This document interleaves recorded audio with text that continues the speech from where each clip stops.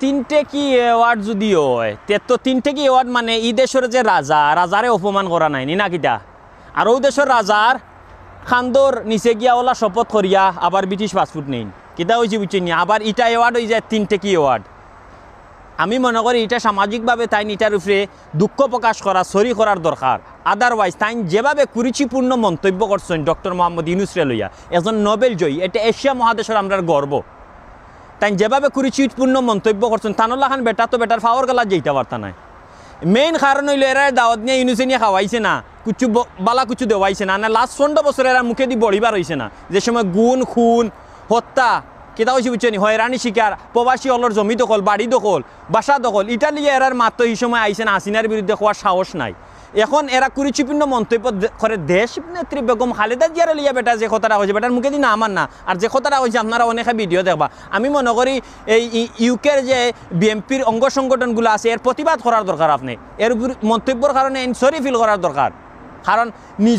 নিজের ফুটকির গন্ধ আগে দেখতারা নিজে দুর্নীতির দায়ে জেল খাটিয়া ইংল্যান্ডও বার হয়েছেন আর তাইন লাগি গেছেন ডক্টর মোহাম্মদ ইউনূসের কিতা দুর্নীতি আছে কোন হোটেল ইয়া তাকি গেছে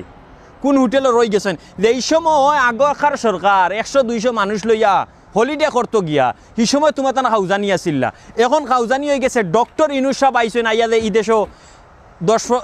1 সপ্তাহ থাকছেন না একটা অ্যাওয়ার্ড পাইছেন এই অ্যাওয়ার্ড ফার্স্ট থেকে 6 জন মানুষে পাইছে আর এটা ব্রিটিশ রাজ ফ্যামিলি মানে রাজার একটা অ্যাওয়ার্ড এটা যদি 3টে কি অ্যাওয়ার্ড হতে তো এই দেশের রাজাও 3টে কার